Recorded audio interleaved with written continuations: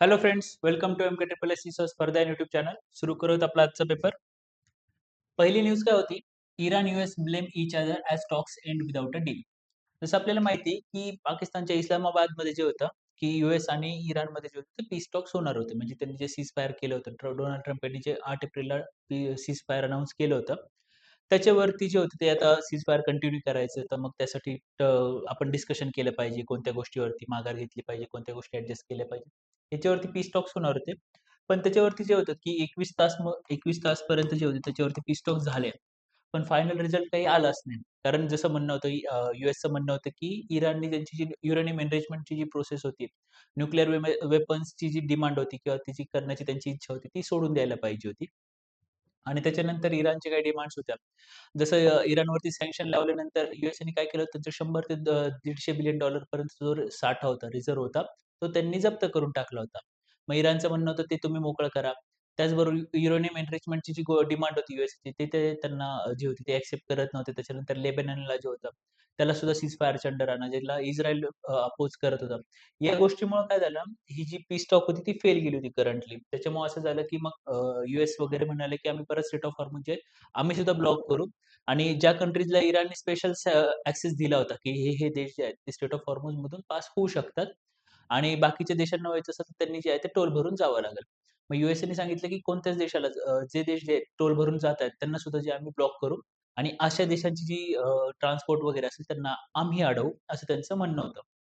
आता याच्यामध्ये अजून एक गोष्ट काय झाली, की इराणने काय केलं होतं त्यांच्या वॉरच्या दरम्यान स्टेट ऑफ हॉर्मुझच्या याच्या सीमध्ये जे होते मोठ्या प्रमाणात सी माईन जे होते, ते लावून ठेवले होते.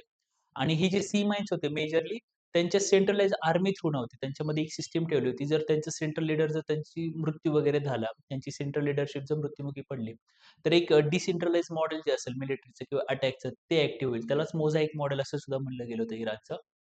त्याच्या अंतर्गत काय केलं गेलं होतं, मग त्या एरियामधले जे मिलिटरी कमांडर्स वगैरे असेल त्यांना फुल ऑथॉरिटी किंवा फुल फ्रीडम दिलं होतं, की ते त्यांच्या त्यांच्या हिशोबाने जे आहे, ते मिलिटरी ॲक्टिव्हिटी किंवा मिलिटरी अटॅक करू शकतात. मग अशा गोष्टीमुळं काय झालं होतं, की अशा डिसेंट्रलाइज मॉडेलमुळं त्यांनी मोठ्या प्रमाणात सी माईन्स इथं लावून टाकल्या होत्या. पण ते एक्झॅक्ट लोकेशन जे आहे, त्यांना माहीत नव्हतं असं इराणचं म्हणणं होतं. आणि त्याच्यामुळे त्यांना माहीत नव्हतं. त्याच्यामुळे जर त्या एरियामधून कोणती शिप वगैरे गेली, तर ती डिस्ट्रॉय होऊ शकते. त्याच्यामुळे मोठा लॉस होऊ शकतो इकॉनॉमीला. त्यामुळे काय झालं, की मग यूएसएला जो होता अजून एक इश्यू झाला, की जर असं करणार असेल, तर यूएस जे आहे ती कंप्लीट क्लिअरिंग आउट म्हणजेच काय, की जेवढ्या माईन्स वगैरे असतील स्टेट ऑफ हॉर्मुझच्या अराउंड, त्या सगळ्या माईन्स ज्या आहेत, ते काढून टाकतील म्हणून यूएसएने एक ऑपरेशन लॉन्च केलं होतं. मग याच्यामुळं काय झालं होतं, कंप्लीट स्टेट ऑफ हॉर्मुझ जे होतं, आता स्टेट ऑफ हॉर्मुझ जे आहे, ते कंट्रोलिंग फॅक्टर किंवा हा जो आहे तो पॉइंट ऑफ कंटेन्शन तयार झाला, की आता स्टेट ऑफ हॉर्मुझला एक्झॅक्टली कंट्रोल कोण करणार? आतापर्यंत इराणनी कंट्रोल करत होतं, पण आता यूएस म्हणते, की यूएस जे आहे ते बाकीच्या देशांना सोयीसाठी किंवा ते जे माईन्स आहेत, ती काढून टाकण्यासाठी स्टेट ऑफ हॉर्मुझला कंट्रोल करायचा प्रयत्न करतंय. मग याच्यामुळे स्टेट ऑफ हॉर्मुझ जे ते पुन्हा न्यूजमध्ये आलं आणि पॉइंट ऑफ कंटेन्शन मोठ्या प्रमाणात जो आहे तो बनलेला आहे. मग ह्याच्याशी रिलेटेड पुढची न्यूज काय होती, की यूएस आणि Iran must continue diplomatic efforts to end the war. त्यांचं काय म्हणणं आहे त्या रायटरचं, यूएसनी काय करायला पाहिजे डिप्लोमॅटिक वेजनीच, डिप्लोमॅटिक पद्धतीने जे आहे ते वॉर थांबवायला किंवा संपवायला ट्राय केलं पाहिजे. जर तुम्ही जे आहे ते मिलिटरी युजच करणार असाल, तर त्याच्यामुळे काय होणार आहे, ग्लोबल इकॉनॉमीला जे आहे मोठ्या प्रमाणात धक्का पोहोचणार. कारण जसं आपण म्हणलं होतं, की जर इराण बरोबर पुन्हा युद्ध सुरू झालं, तर पुन्हा स्टेट ऑफ हॉर्मुझ बंद होणार. मग यावेळेस इराण जे आहे ते हुती रिबेल्सच्या मदतीने बाब मंडप स्ट्रेट जे आहे, त्याला सुद्धा बंद करायचा ट्राय करणार. त्याच्यामुळे युरोप आणि एशियाचा जो फॅक्टर आहे, त्यांच्यामध्ये जो ट्रेड चालतो, त्याच्यामध्ये जे 2 ट्रेड रूट्स आहेत मोठ्या प्रमाणात, ते प्रॉपरली डॅमेज होत आहेत. मग तिथून एनर्जी ट्रान्सपोर्ट जी आहे, ती मोठ्या प्रमाणात जी आहे ती डॅमेज होतीये. मग अशा कंडिशनमध्ये ग्लोबल इकॉनॉमी जी आहे, त्याला मोठ्या प्रमाणात प्रॉब्लेम निर्माण होतो. मग अशा कंडिशनमध्ये जे आहे, ती यूएसने डिप्लोमॅटिक चॅनल्स थ्रू जे आहेत, ते एफर्ट्स घेतले पाहिजेत वॉर थांबवण्यासाठी. त्याच्यानंतर पुढची न्यूज होती, की delimitation and not women's reservation is the issue. आता सोनिया गांधी जे आहेत काँग्रेसचे लीडर, त्यांचं काय म्हणणं होतं, रिसेंटली काय झालं, की पीएम मोदींनी एक स्पेशल सेशन भरवायची रिक्वेस्ट केली होती प्रेसिडेंट यांना. त्यांचं म्हणणं होतं, की वुमन्सचं जे रिझर्व्हेशन 2023 मध्ये नारी शक्ती वंदन अधिनियम जो ॲक्ट पास केला होता, त्याच्या अंतर्गत लोकसभा आणि राज्यांच्या ज्या विधानसभा असेल, त्यामध्ये महिलांना 1/3 आरक्षण दिलं जाईल. पण ह्याच्यामध्ये एक अट काय टाकली होती गव्हर्नमेंटनी, की हे जे आरक्षण असेल, ते 2024च्या इलेक्शनपासून नाही, तर ते 2025-26 मध्ये सेन्सस होईल. त्याच्यानंतर डिलिमिटेशन होईल. त्याच्यानंतर हे लागू होईल. पण याच्यामध्ये एक गोष्ट काय घडायला लागली, की सेन्सस जे आहे, ते 2026 पासून सुरू झालं. मग त्याच्यानंतर 2027 पर्यंत त्याचे रिझल्ट येणार. त्याच्यानंतर त्याचं डिलिमिटेशन होणार. त्याच्यामुळे चान्सेस असे दिसायला लागले, की 2029 ची जी लोकसभा इलेक्शन असेल, तोपर्यंत सुद्धा एक प्रॉपरली जे डिलिमिटेशन असेल कॉन्स्टिट्युएन्सीचं, त्याच्यानंतर महिलांना जे आरक्षण दिलं पाहिजे, त्या गोष्टी त्या गोष्टी ज्या आहेत त्या क्लिअर होणार नाहीत.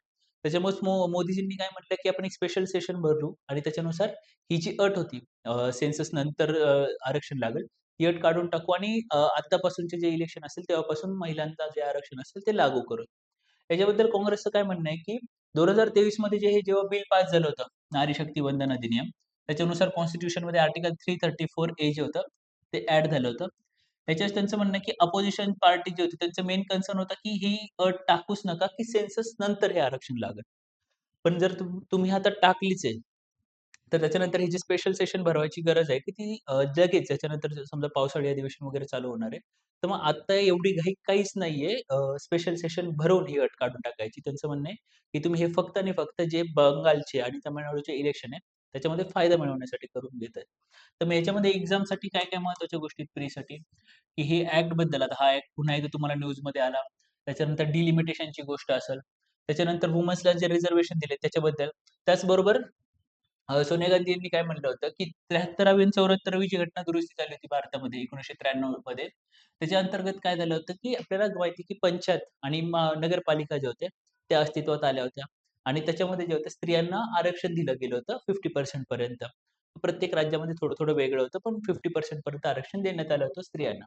आणि हे जे नारी शक्ती वंदन अधिनियम जे आहे, हे बिल त्याच्यावरतीच बेस आहे.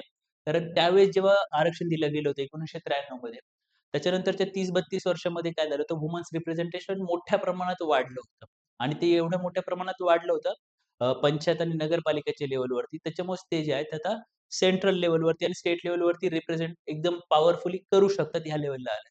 असं त्यांचं म्हणणं होतं. मग ह्याच्यामध्ये अजून त्यांचं म्हणणं होतं की हे जे अधिनियम असेल किंवा हे जे सेशन भरवायचं आहे तुम्हाला, त्याच्यामध्ये काही गोष्टी ज्या असतील जसं की याच्यामध्ये 1/3 जे रिझर्व्हेशन असेल, त्याच्यामध्ये एस-सी आणि एस-टीला जे रिझर्व्हेशन असतील, म्हणजे एस-सी आणि एस-टीसाठी जे सीट्स रिझर्व्ह असतात, त्याच्यातल्याच 1/3 सीट्स जे असतील एस-सी आणि एस-टीच्या स्त्रियांसाठी असतील. मग त्यांचं म्हणणं होतं की हीच गोष्ट जी असेल ती ओ-बी-सी क्लाससाठी किंवा ओ-बी-सी कम्युनिटीसाठी सुद्धा लागू केली पाहिजे, असं त्यांचं म्हणणं होतं. मग ह्या ज्या सगळ्या गोष्टी त्या तुम्हाला माहीत पाहिजेत. एस-सी आणि एस-टीला कोणतं आरक्षण आहे विधानसभा आणि लोकसभेमध्ये, ओ-बी-सीजला आहे का आणि कोणतं आणि कसं आहे? त्याच्यानंतर समजा की तुम्हाला स्पेशल सेशन भरवायचं असेल, त्याच्यासाठी काय प्रोसेस आहे, कोण भरवतं, या गोष्टी झाल्या आणि हा ॲक्ट आणि हे जे आर्टिकल आहे, आर्टिकल 334 हे तुम्हाला एक्झामसाठी महत्त्वाचं आहे. पुढची न्यूज काय होती, की why India's established elite is afraid of taking risk. त्याच्यामध्ये रायटरचं काय म्हणणं आहे, की जे फर्स्ट जनरेशनल एलाइट्स होते, म्हणजे फर्स्ट जनरेशनमध्ये काय केलं होतं, की त्यांनी मेहनत खूप घेतली आणि एक बिझनेस एम्पायर सुरू केलं होतं. त्याच्यानंतर त्यांच्यानंतर त्यांची जी पुढची पिढी होती, सेकंड जनरेशनल किंवा थर्ड जनरेशनल जी त्यांची पिढी होती, ती जी आहे हा बिझनेस रन करण्याच्या ऐवजी, हा बिझनेसला एक्सपांड करण्याऐवजी, त्याच्यामध्ये आर-एन-डी करून अजून गोष्टी ज्या आहेत, ते वाढवण्याऐवजी त्या काय करायला लागल्यात, हे बिझनेसेसपासून लांब जाऊन म्हणजे हे बिझनेसेस विकून वगैरे जे आहेत, पॅसिव्ह इन्कमकडे जे आहे त्यांचं लक्ष द्यायला लागलंय. म्हणजेच एक्सपांड करण्याऐवजी ते एक कुठं-कुठं सिक्युअर पोझिशन जी आहे, ती एक्वायर करण्याचा ट्राय करायला लागलेत. आणि ह्याचंच एक्झाम्पल देताना त्यांनी काय सांगितलं, व्ही-आय-पी इंडस्ट्री जी होती, इंडियन ब्रँडेड लगेजेस मार्केटमधली, त्यांनी अशीच गोष्ट केली, की त्यांनी काय केलं, की म्हणजे स्वतःचा जो बिझनेस होता तो सोल्ड केला. त्याच्यामुळे त्यांनी काय केलं, की ऑपरेशनल कंटिन्यूटी सोडून त्यांनी लिक्विडिटी जी होती, ती चूज केली होती. मग ह्याच्यामध्ये काय व्हायला लागले, की लोकं जे काय करतायत, की आर-एन-डीचा जो आहे, आता आर-एन-डीमध्ये प्रॉब्लेम काय होतो, की एखाद्या गोष्टीबद्दल जेव्हा तुम्ही रिसर्च एंड डेव्हलपमेंटमध्ये इन्व्हेस्टमेंट वगैरे करता, ती आज सुरू करता. बरं त्याच्यामध्ये कसं होतं, की बऱ्याच वेळा ती व्हिजन क्लिअर नसते. जसं-जसं तुम्ही प्रोसेस पुढे जात राहता, तसं-तसं व्हिजन काही गोष्टी क्लिअर होतात. त्याच्यानंतर आउटपुट मिळेल का नाही ह्या गोष्टी त्या स्टार्टिंगला क्लिअर नसतात. म्हणजे फेल्युअरचे चान्सेस अल्मोस्ट 90-95% असतात आणि सक्सेसचे चान्सेस जे आहेत ते 0-5% पर्यंतच असतात. त्याच्यानंतर मग अशा कंडिशनमध्ये परत जर सक्सेस मिळालंच, तर ते लगेच जे आज डिसिजन घेणारी बॉडी असेल किंवा ऑथॉरिटी असेल त्यांना नाही, त्यांच्या सक्सेसच भेटू शकतील. मग अशा कंडिशन्समध्ये करतात प्रायव्हेट एंटिटीज रिस्क घेण्याऐवजी हा जो पैसा आहे आर-एन-डी वरती इन्व्हेस्टमेंट करण्यासाठी टाईम, मनी ह्या गोष्टी इन्व्हेस्ट करण्याऐवजी त्याच्यातून लांब राहायला लागल्यात. लिक्विडिटीवर फोकस करायला लागलाय. हेच गोष्ट सांगतात काय म्हणतात, चायना, साऊथ कोरिया आणि तैवानमधले जे प्रायव्हेट इन्व्हेस्टर्स आहेत किंवा प्रायव्हेट कंपनीज आहेत, त्यांच्या तुलनेने भारतातले जे प्रायव्हेट कंपनीज आहेत, खूप कमी प्रमाणात जे आहेत R&D वर फोकस करतात. मग ह्याच्यामध्ये तुम्हाला जे आहे ते मेन्समध्ये काही-काही गोष्टी जे आहेत त्या लक्षात घेण्यासारख्या आहेत, की 2 गोष्टी म्हणजे कसं, की आपली जी प्रायव्हेट इन्व्हेस्टमेंट आहे, ती कमी व्हायला लागली. मग प्रायव्हेट कंपनी जसं म्हणायला गेलं तर त्या गोष्टी झाल्या.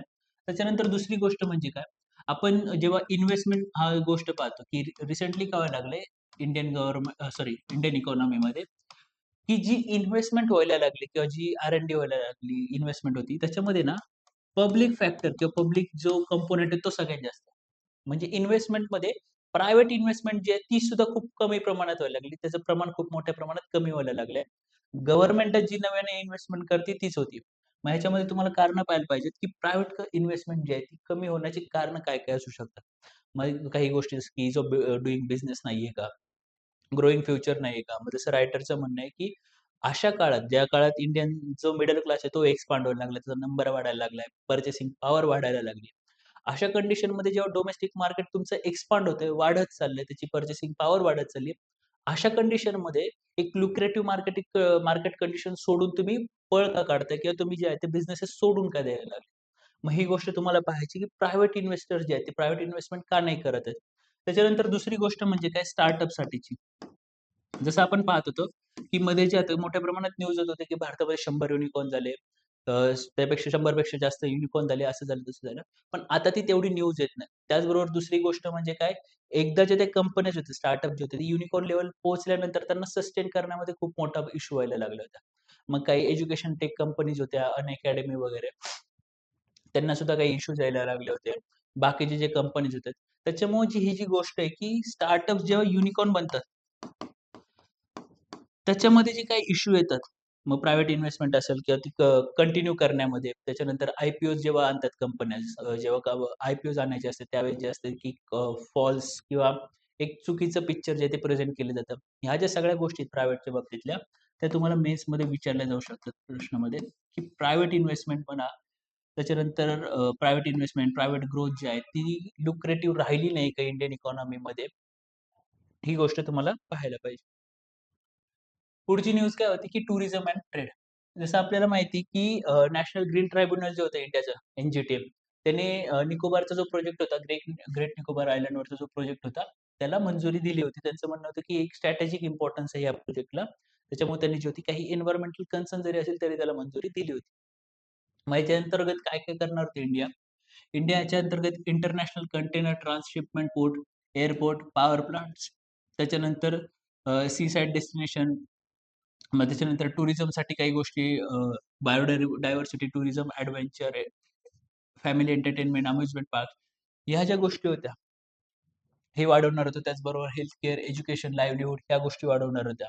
त्याच्या अंतर्गत त्यांचं काय म्हणणं होतं, की करंटली जी त्यांची पॉप्युलेशन आहे त्या एरियातली 10,000 पेक्षा कमी, ती पॉप्युलेशन 3.5 लाखापर्यंत 2055 पर्यंत वाढवू शकते आणि 70% जी एम्प्लॉयमेंट असेल, त्या सगळ्या या प्रोजेक्टमुळे जी 70% एम्प्लॉयमेंट असेल, ती एकट्या जी आहे ती टुरिझम आणि अलाइड सेक्टर्समध्ये कन्व्हर्ट होऊ शकते किंवा त्यामुळे तयार होऊ शकते.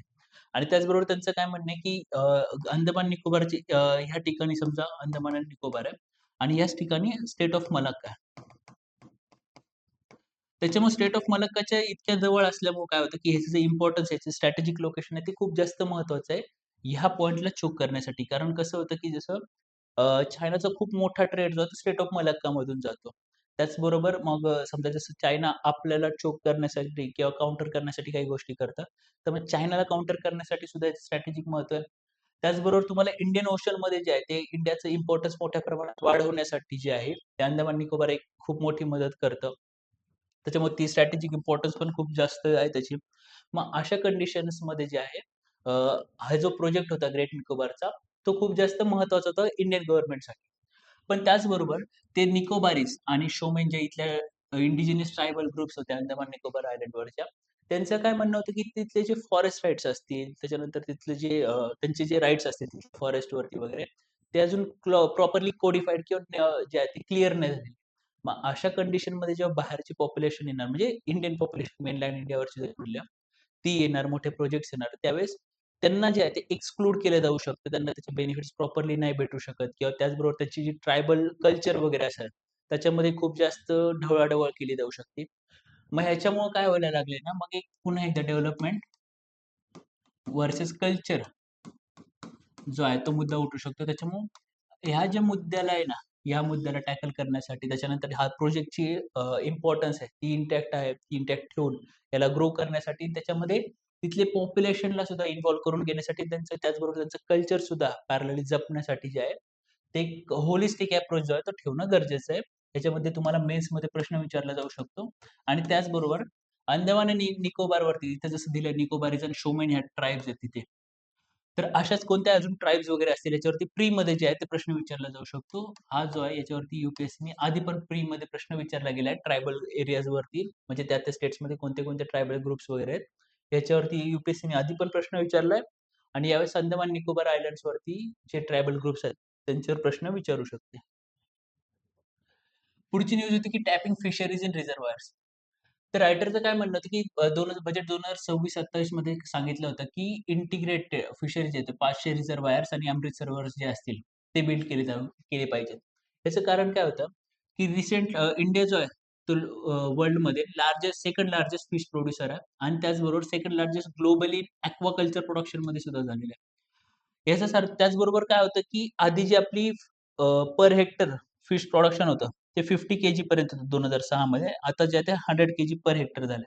याच्यामुळे काय व्हायला लागलंय, की मोठ्या प्रमाणात भारतामध्ये फिश प्रोडक्शन जे आहे, ते मोठ्या प्रमाणात वाढायला लागलंय. 2013 पर्यंत 13-14 पर्यंत जे होतं नॅशनल फिश प्रोडक्शन होतं त्याच्यापेक्षा 1 म्हणजे 106% जे आहे त्याच्यामध्ये ग्रोथ झालेली आहे.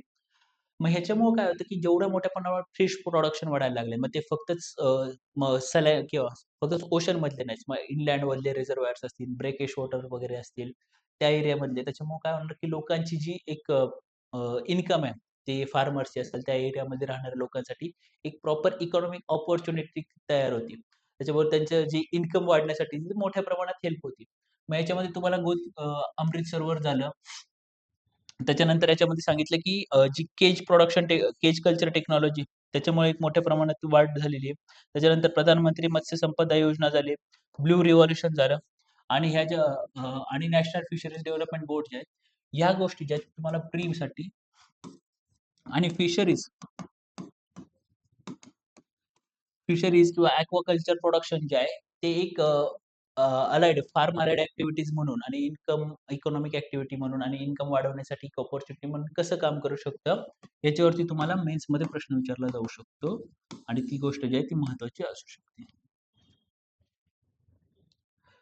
पुढची न्यूज काय होती, की China giving fictitious names to Indian territory says Centre. आता चायना काय करतं, जसं आपल्याला माहिती आहे, की इथं लडाखचा जो पार्ट होता, अक्साई चीनचा आणि त्याच्यानंतर अरुणाचल प्रदेशचा जो भाग होता, याच्यामध्ये इंडिया आणि चायनामध्ये जे आहे ते कॉन्फ्लिक्ट चालू आहे. की चायनाचं काय म्हणणं आहे, की अक्साई चीनचा भाग आणि अरुणाचल प्रदेशचा भाग आहे, तो त्यांना जो आहे तो त्यांना अ, त्यांचा आहे. पण भारताचं काय म्हणणं आहे, की अक्साई चीन म्हणजे सॉरी भारताचं काय म्हणणं आहे, की लडाखचा आणि अरुणाचल प्रदेशचा जो एरिया आहे, तो भारताचा एक अविभाज्य भाग आहे. तो चायनाचा नाहीये. तो चायना जो आहे तो एक तर हा चायनानी इल्लीगली ऑक्युपाय करून ठेवलाय. अरुणाचल प्रदेश हा नेहमी भारताचाच भाग होता. मग याच्यामध्ये चायना काय करते, की त्यांचा जो क्लेम आहे, ते अजून जास्त स्ट्राँग करण्यासाठी इथले जे अराउंडचे एरियाज वगैरे असतात, तिथे एक नवीन प्रदेश वगैरे तयार करतात आणि त्याच्यामध्ये अक्साई चीनचा सुद्धा काही भाग असतो. कधी-कधी अरुणाचल प्रदेशचा काही भाग असतो. अरुणाचल प्रदेशचा जो एरिया असेल बाउंडरी वगैरे, याच्यामध्ये जी बाउंडरी आहे, ती एल-ए-सी त्याच्या अराउंड काही नवीन विलेजेस वगैरे तयार करतात आणि त्यांना वेगवेगळे नावं देतात. मग तो काही जो भाग असेल, तो अरुणाचल प्रदेशच्या अंतर्गत असलेल्या गावांना सुद्धा जो आहे, तो त्यांच्या हिशोबाने काही नावं देतात. त्याच्यानंतर रिसेंटली एक न्यूज आली होती, की अरुणाचल प्रदेशची एक जी लेडी होती, ती चायनामधून येत होती.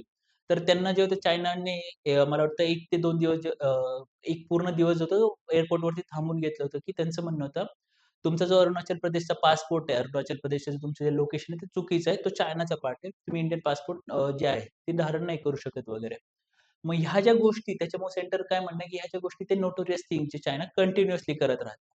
आता जसं आपल्याला माहिती आहे, की डोकलाम जो इश्यू झाला होता, त्याच्यानंतर इंडिया-चायनाचे रिलेशन्स मोठ्या प्रमाणात खराब झाले होते. डायरेक्ट फ्लाइट्स बंद झाल्या होत्या. इकॉनॉमिक ॲक्टिव्हिटी मोठ्या प्रमाणात बंद झाल्या होत्या. पण रिसेंटचा जो टाईम होता, डोनाल्ड ट्रम्प आल्यानंतर इंडिया-चायनाचे रिलेशन्स होते ते ग्रो करायला लागले होते. डायरेक्ट फ्लाइट सुरू झाल्या होत्या. इकॉनॉमिक ॲक्टिव्हिटीज वाढायला लागल्या होत्या. चायनामधून येणारा एफ-डी-आय होता, तो सुद्धा अलाऊ करायला लागले होते. मग अशा कंडिशनमध्ये जेव्हा चायना असं करतंय, ह्याच्यामुळे हे वाढणारे जे ग्रो होणारे रिलेशन्स होते, सुधारणारे रिलेशन ते परत खराब होतात. मग ह्याच्यामध्ये तुम्हाला मेन्ससाठी आयआरमध्ये एक गोष्ट लक्षात ठेवली पाहिजे, की इंडिया चायना जे रिलेशन्स आहेत किंवा चायनावरती तुम्ही खरंच लाँग टर्ममध्ये विश्वास ठेवू शकता का? किंवा is China really a trusted partner for India किंवा long term partner for India? मग ह्याच्यामध्ये तुम्हाला आयआरमध्ये प्रश्न विचारला जाऊ शकतो मेन्समध्ये आणि ह्या ज्या गोष्टी आहेत, ते तुम्हाला मेन्सच्या पॉइंट्समध्ये लक्षात ठेवायला पाहिजे. तर हा होता आपला आजचा हिंदू पेपर एनालिसिस. अशाच व्हिडिओ पाहण्यासाठी लाईक करा, शेअर करा, सबस्क्राईब करा स्पर्धा यूट्यूब चॅनल. थँक